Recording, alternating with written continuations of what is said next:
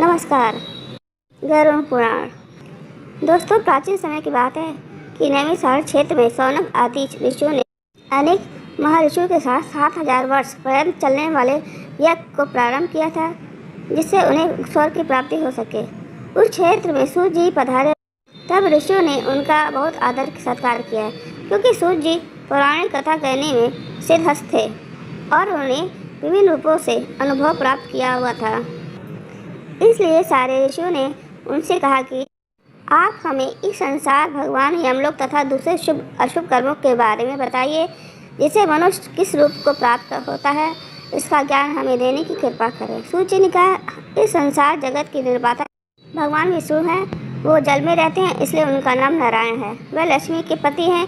भगवान विष्णु ने हर युग में भिन्न भिन्न अवतार धारण करके पृथ्वी पर जन्म लिया है, ताकि वह धर्म का नाश करके और पृथ्वी की रक्षा कर सके। भगवान विष्णु ने राम का अवतार लिया और लंका के राजा रावण का वध करके अधर्म को खत्म किया। उन्होंने नरसिंह रूप में राजा हिरण्यकश्यप का वध करके भक्त प्रहलाद एवं दूसरे प्रजा की रक्षा की। भगवान विष्णु ने वराह रूप में अवतार लिया ताकि पृथ्वी का उद्धार कर सके, और फिर मत्स्य रूप में अवतार लिया। वेद व्यास जी भगवान विष्णु के ही अंश हैं। वेद व्यास ने यह पुराणों की रचना की है। कहा जाता है कि एक सर्वोत्तम वृक्ष भगवान विष्णु है, उसकी दृढ़ मूल धर्म है, उसकी शाखाएं वेद हैं। उस वृक्ष के फूल रूप में यज्ञ को माना गया है और फल के रूप में मोक्ष को माना गया है। वह सर्वोत्तम वृक्ष रूपी भगवान विष्णु ही सारे फल और मोक्ष को देते हैं। एक समय पर पार्वती जी ने भगवान विष्णु से पूछा था, आप खुद ही एक भगवान हैं, इस संसार के रचयिता हैं, तो आप किसका ध्यान करते रहते हैं?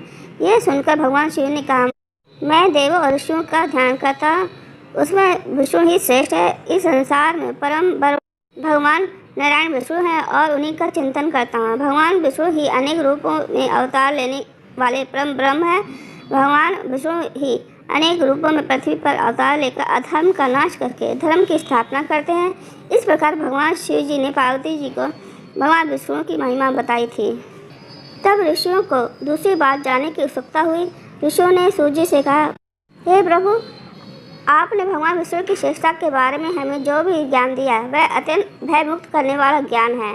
इसके अतिरिक्त आप हमें यह बताइए कि इस सृष्टि में आने के बाद भोगने वाले दुख और कष्ट को नाश कैसे किया जाता है। कृपा करके इसका उपाय हमें बताइए।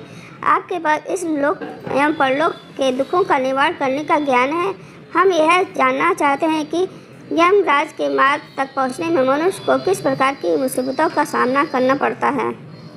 सूर्य जी ने कहा, एक समय पर गरुड़ जी ने भी ऐसा प्रश्न भगवान विष्णु से किए थे। उस समय भगवान ने जो भी ज्ञान दिया था, वह ज्ञान मैं आप लोगों को दूंगा।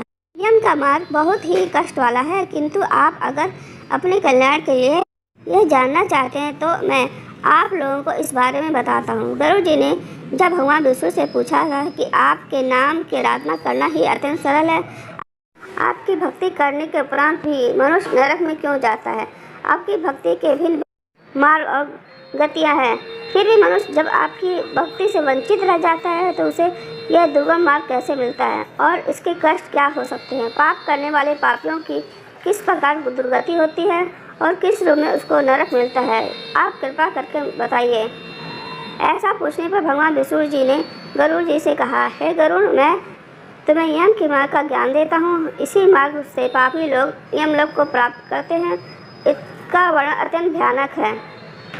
जो मनुष्य उग्र स्वभाव के होते हैं, धन और मर्यादा का ज्ञान जिसमें नहीं है, जिसको संसार में मोह माया है, वो मनुष्य अपवित्र होते हैं और वही नरक लोक में जाते हैं। दानवीर मनुष्य मोक्ष को प्राप्त करते हैं और पापी लोग कष्टपूर्वक यम की पीड़ा भोगते हुए नरक में जाते हैं। दुष्ट और पापी लोगों को इस संसार में किस प्रकार के दुख मिलते हैं, उनकी मृत्यु किस प्रकार होती है, उसका ज्ञान मैं तुम्हें देता हूँ। इस संसार में जब मनुष्य जन्म लेता है, तब वह अपने पूर्व जन्म के कर्मों के हिसाब से इस जन्म में शुभ अशुभ फल भोगता है।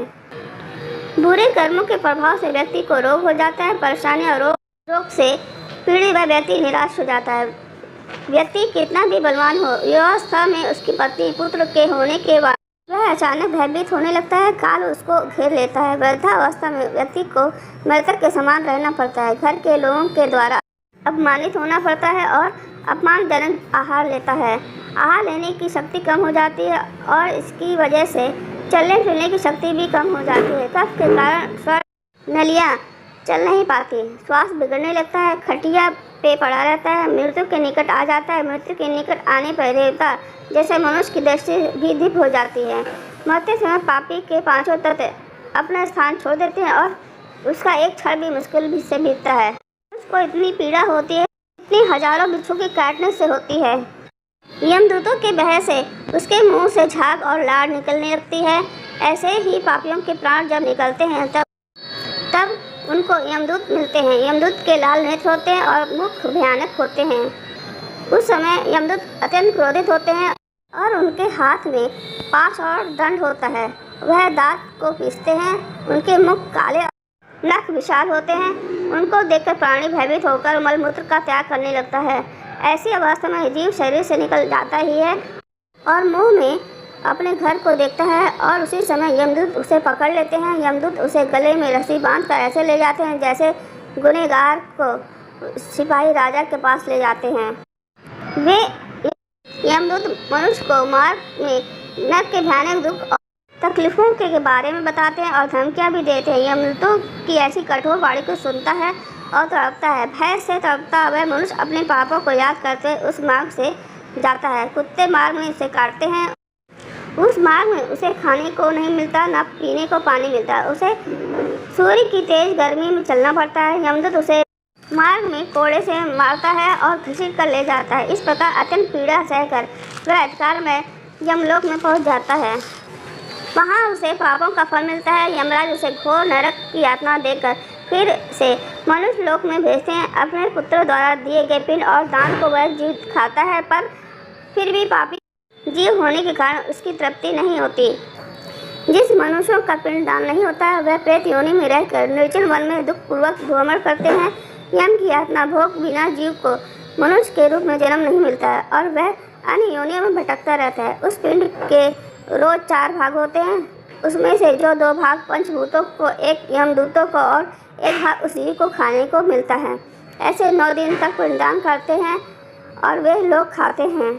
जब मनुष्य का शरीर जलाते हैं उसके बाद उनके पुत्र जो पिंडदान 9 दिन करते हैं उस जीव को 10वें दिन देह मिलता है। वह जीव को देह आकार यमलोक मार्ग में अपने कर्मों को भोगना पड़ता है। अब किस तरह से 10 दिनों के पिंड से शरीर बनता है उसे बताता हूँ। पहले दिन के पिंड से दूसरे दिन से गर्दन और कंधा, तीसरे दिन हृदय, चौथे दिन पीठ, 5वें दिन नाभि, 6ठे दिन कमर, गुदा, लिंग, भग और मांस के पिंड आदि बनते हैं। 7वें दिन हड्डी और 8वें 9वें जांघ और पैर। 10वें दिन के पिंड से इस शरीर में मुख सुधा की उत्पत्ति होती है। इस तरह से पिंड से शरीर उत्पन्न होता है और फिर 11वें और 12वें दिन के श्राद्ध में 2 दिन तक भोजन करता है। 13वें दिन वह जीव यमदूतों से बंधा हुआ अकेला संसार में आता है। हे गरुड़, वैतरणी को छोड़कर यमलोक 86,000 योजन का विस्तार है। अब इस जीवन में रोज 24 घंटे में से क्रमशः 247 योजन यमदूतों के साथ निरंतर चलना पड़ता है। चलने वाले इस मार्ग के अंत में 16 ग्राम पड़ते हैं। उनको पार करके धर्मराज के नगर में वो पापी जीव पहुंच पाता है। उन सब नगर के नाम कुछ इस प्रकार है: सोमपुर, सौरीपुर, नगेंद्र भवन, गंधर्व, शैलागाम, पांच, क्रूरपुर, विचित्र भवन, दूखद, नानाकरंदपुर, सुतप्त भवन, रौद नगर, पयोवसर, सीतादेह, बहुभीति के नाम से जाने जाते हैं। इसके बाद यमपुर है। यमलोक में जाने वाला मनुष्य अत्यंत पीड़ा भोगता है और अपने कर्मों को याद करते हुए पीड़ित होता रहता है। अपने कर्मों के विषय में चिंतन करता हुआ अनेक दुख भोगता है। इस पर वह यदि दोबारा जन्म प्राप्त करता है तब उसी प्रकार भगवान को भूलकर कर्म करता है। तो दोस्तों, ये था गरुड़ पुराण का पहला अध्याय। दोस्तों, गरुड़ पुराण का पहले अध्याय की जानकारी आपको कैसे लगी कमेंट के द्वारा हमें ज़रूर बताएं और हमारे चैनल को सब्सक्राइब, लाइक, शेयर ज़रूर करें। नमस्कार।